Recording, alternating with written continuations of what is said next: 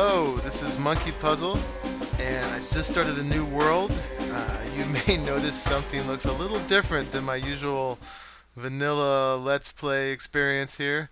Nilorio is running towards me. We just started a land world after we checked out the seed. You may have figured it out already, but I'm doing it. I'm starting to play Feed the Beast. We got to change that name. But hey, everybody's doing it. You know, I said I wouldn't do it, but I watched a few people do Let's Plays of it, and, well, I'm going for it. There's no helping it now. I'm sucked in. Um, and so I just spawned over there yesterday. I'm up here because I was too busy looking around to do the basic survival stuff. So for the night, I just put myself up on a pillar of acacia planks. But just going to introduce you to what we're doing here, and then I'm going to log off and get going because there's going to be a lot of derping around. I'm just learning how to play FTB, and I've got a big learning curve, and a lot of the initial stuff is going to be just resource gathering and stuff. But just so you know the layout before we've done anything, besides I've made a bowl of mushroom soup chopped down an acacia tree, and Nilo Rio is gathering some seeds for wheat, clearing out the savanna a little there. Spawned there, and right between a redwood forest and a glacier, which I love both of, and I'm from California, so the redwood forest is particularly poignant. Uh, I came around the glacier that way. There's rubber tree in the swamp over there, so we got rubber tree already. There is a ravine right here, so good chances of resources right off. And over there is oil. So guess where we're going to make our first base camp to get going? We got power over there. So this is a great start. I really like it. I like it aesthetically and pragmatically. So yeah, this is the beginning of our Feed the Beast LP, which is going to be going along with our other vanilla stuff. The main thing we are doing was the vanilla Minecraft Axis Mundi, our server, and still going to keep going with that. Um, but yeah, I've given in to temptation, and here I am. Very steep learning curve ahead. Lots of stuff to figure out. But this should be fun. I'm trying to keep it balanced. Anyway, this is Monkeypuzzle and Nilo Rio, and wish us luck. Yeah, Uh, buddy. you got anything to say, Nilo? Um, this is gonna be awesome. Okay. Down in this ravine, and this is going to be the thing that really gets us going. There's all these ores. I don't even know what they are. I suspect that's uranium. I don't know. There's like a red and white thing, and then this thing, and that, and that's tin. I know that. I've gotten some tin already. Some tin, some iron. I don't have any food right now or armor. I just jumped straight down here and started mining ores, but I just wanted to show you guys this auspicious start. See if I can get myself out of here alive, and we'll be able to keep coming down here and getting all kinds of ores to get a really good start. And there's all these caves too that this might be even like this is a crisscrossing ravine, so this is going to help us a lot in the beginning here. Nice skin, Nilo. Thanks. Hey, my first purple ore. I don't even know what it is, but I like it. It's purple. Alright, so I've been down in this ravine for quite a while. I got just enough food to last down here. I had like 3 cooked chickens and 3 potatoes and 14 or 17 bread or something like that. And managed to put together a full suit of armor. So has Nilo Rio. He's signed off for the moment. He did a whole round of caving, ravining too. But I just thought I should record this too because this is pretty fun. I found a dungeon, and it's just a zombie dungeon, big deal. But now, as part of the loot, we get sapphires, rubies, copper, logic matrix programmer. I have no idea what this is going to do, but this looks hecka cool. A logic matrix programmer. And this is a creosote bottle. And then over here, pretty good stuff too. Silver, copper, redstone, a lot of tracks. Anyway, I'm really enjoying this mod so far. There's so many ores. I mean, each of them you probably get about as much as you did, like iron or whatever. But there's just so many more of them. It feels rich, and there's just so many more options, things to do. So yeah, this is the mod pack to just like look. Here's that purple one again. What was that? That was the appetite, which is because it's yummy. Oh, we got some tin over there. Um, yeah, so this is the mod pack to just like get all your mod desires out, and then we'll be going back to vanilla. It's like drawing with a pencil or painting with Photoshop, or something like that. Anyway, I'm having a good time. I just wanted to show you the logic matrix programmer. All right. Finally emerging from that ravine, and finally emerging from that ravine, thought I should check in, show you my inventory. I'm just totally loaded with stuff. Found some good things down there. Over there was a zombie spawner, which I showed you guys. That I think is iridium, and I can't mine it, at least not in any reasonable amount of time, with my iron pickaxe. So I marked that. And then, oh yeah, down there I found slime. So we've got a slime chunk. And I heard that's going to be very necessary when we want to build our blast furnace. I think that is to make steel. Anyway, coming back to all our crops grown. Gonna have plenty of potatoes. And I'm gonna go down here with all the chickens and unload all these ores into the safety of our temporary shelter. Nilorio has made batteries, and he's got forcisium. And my job now, and there's also a generator here in the corner.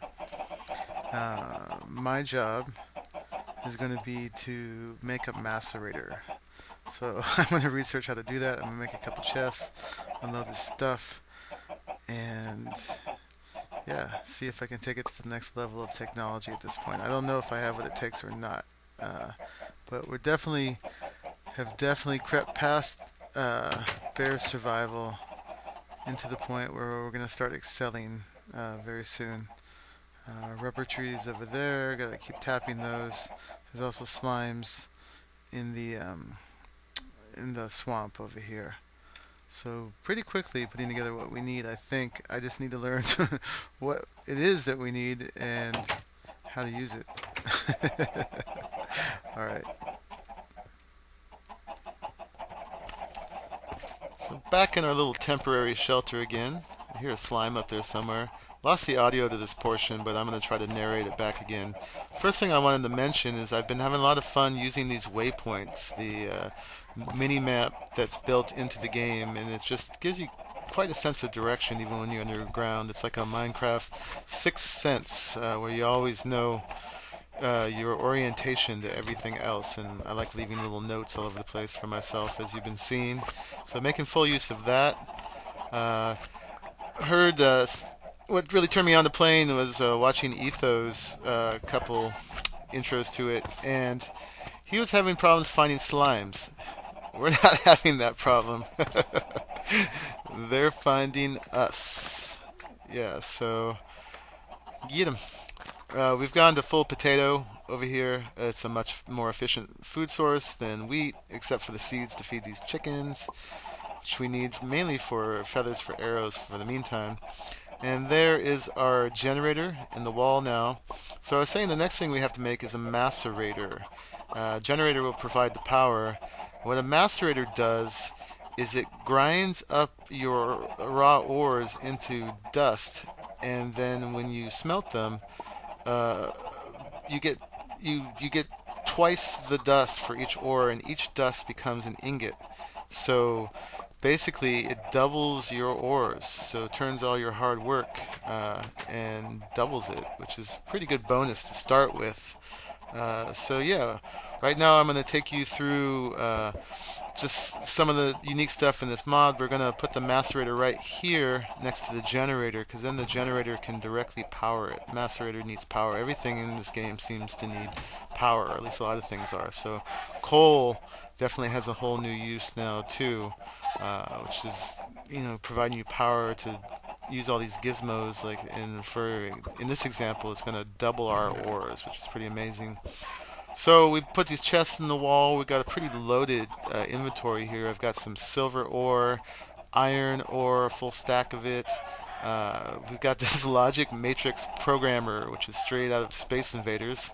Got to make when we get some cows, put that on the wall in an item frame, and you saw the monazite and the sapphire and creosote bottle, and we got some gold ore. There's rubber trees. Rubber's really important. There's sticky resin, which is the raw material for rubber that you cook into this. We're saving the rest of the sticky resin because apparently we need to make an extractor that will triple the amount of rubber we get from the resin. But this is going to make wire, which we'll see in a minute from the copper ore. There's another silver ore. There's a couple kinds of silver, apparently, a couple kinds of lead. There's iron. Nilo made an energy crystal, which we don't know what to do with yet. And we've also got some reusable batteries that are going to be used to power all kinds of devices. There's a tree tap. This is what you use to get the sticky resin from the rubber trees. And if I can pull up the recipe here, you see it's pretty simple. Just 5 planks in that pattern in just about any kind of wood. Tin ingots, uranium, apatite, seeds for the chickens, all kinds of good things in here. So I've laid out some of the recipes for the process we're going to do, which I'm learning. Had to do some research, but this is the layout here to make copper cable, which is how it's basically wire to transmit power. And this is, with the rubber, it's the insulated copper cable. We're gonna have to do something about these chickens in a minute. That's kind of fun with the chaos right now. So there you have it, copper cable. Achievement get. We've got the energy flowing, and then the next thing we got to do is make a electronic circuit, which the copper cable is now going to come into use, and with 2 redstones on the side and a refined iron in the middle. A refined iron, you basically cook it again, so double smelted iron ingots are refined iron, and with that, kablow, we've got an electronic circuit, which is going to go into all kinds of things. Next thing we're going to make is a machine block, which is like your basic shape for making a lot of these gizmos, and that's 8 refined iron in a row, and there you have it. We've got our first, well, my first machine block. Nilo wants to make something, so let's give him the machine block and the electronic circuit, and he's going to make the final macerator. It uses these 3 flint on the top, which he's grabbed now. Let me see if I can ask him to put it back in the chest here to show us the full recipe so you guys can see what it takes to make a macerator. There, and then the electronic circuit on the bottom. That's the recipe he's going to do, and then we'll have it. So again, the macerator grinds the raw ores into dust. You get 2 dust for every ore, and when you smelt the dust, you get an ingot. So pretty amazing. We get to double our production. I gotta say again, it's just an awesome bonus straight off. So each time you level up with one of these gizmos, you get big advantages. And yep, there it is. So that should get directly powered. Yep, by the generator. Nilo's putting a battery in it too, just for backup, I guess he says, in case we run out of coal in the generator. Or I guess we took it back out. There it is. So next thing we got to do is get some ore into this and see if it's working. Oh, something's happening there. Something's happening. Besides Nilo punching. Oh, he's throwing eggs. He's punching chickens. Okay, so the iron ore is about to be turned into dust. Yes, yes. There it is. Woohoo! Okay, so there's our iron dust. So now we got to cook that up, which maybe it's time for us to make an iron furnace, which we'll do in a second. An iron furnace is just like you make it just like a stone furnace, except you have iron that goes around, 8 iron that goes around. I'm just fiddling here, keeping the generator going, seeing if I'm going to lose any power uh, when it gets to the top here. I think as long as it has something to power, it's going to work all right. And the macerator does use up a fair amount of coal, so we're going to definitely need coal. Hopefully we can get to a fortune pick pretty soon. I took a few out just to be safe till I learn about what's going on. So yeah, we've got to get something going to cook up all this dust. I was saying the advantage of an iron furnace, which Nilo is working on right now, is that it smelts 10 items. We're going to put it right here until we know what we're doing. It smelts 10 items for every coal, uh, rather than 8 as the stone furnace does. That was the ingots being double smelted so that we can make this iron furnace. And I guess the next step up is an electric furnace, which I don't know that much about yet, and it does like 12 to 16 items per coal. We'll find out.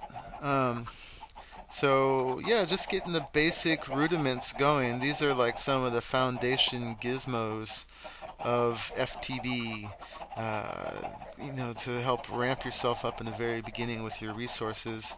Eventually, we're going to put these all in our more permanent base over by the oil, because apparently every time you move one of these things, there's like a 1 in 16th chance of them breaking.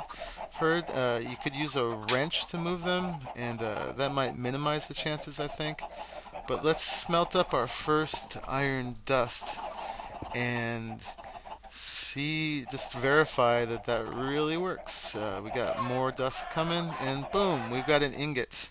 So yes, we are doubling. It's a little chaotic. He's trying to get his way into that hole there. I guess he's going to put something else down there. But we are doubling our resources as we speak. So the next step is to get this automated. We can pipe one thing to another, have the results of the macerator come over here to the iron furnace, and then the iron furnace can even be pumping into a chest, and there can actually be a chest that feeds the macerator. So that will be the next step. We'll work on that, and we will work on getting the chickens a little more neatly put away here. So I'll come back to you in a minute with all that. And here's our finished first attempt at automation, successful. We've got the generator over here producing power. We've got the macerator macerating the ores. Nila put a backup battery in there just in case we let the coal run out. The redstone engine that's getting the signal from this lever right here is powering the wooden pipe to extract the macerated ores, the dust or whatever they call it at this point.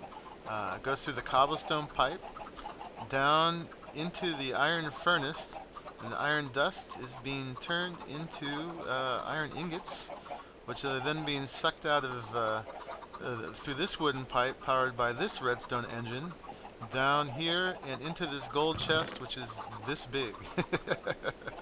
Pretty large. So yeah, we got a fully automated, well, I guess fully automated with this would be pulling stuff out of a chest too, but it's a pretty cool start here. It's definitely happened, and we've neatened up our chicken issues here a little bit and made them a very simple pen. So yeah, we're getting it together. So this is really fun. We hope it's been fun for you, learning this whole new, like, this giant jumbo packed mod pack, Feed the Beast, which I think we're going to call Monkey Wrenching the Beast. because we're not going to be setting up your basic industrial overlord. It's going to serve us, and it's going to serve the world, and we're going to try to make it into a kind of utopian kind of place, hopefully. Don't you think so, Chicken? I don't know. He might have a different opinion right now. That's going to be largely about aesthetics, because none of this stuff really pollutes, but want to keep it looking nice and want to make it like just the seed of this world is Newtopia, by the way. Newtopia FTB LP. So, and that's kind of what we're going for. Newtopia. Monkeywrenching the beast. Thanks for watching.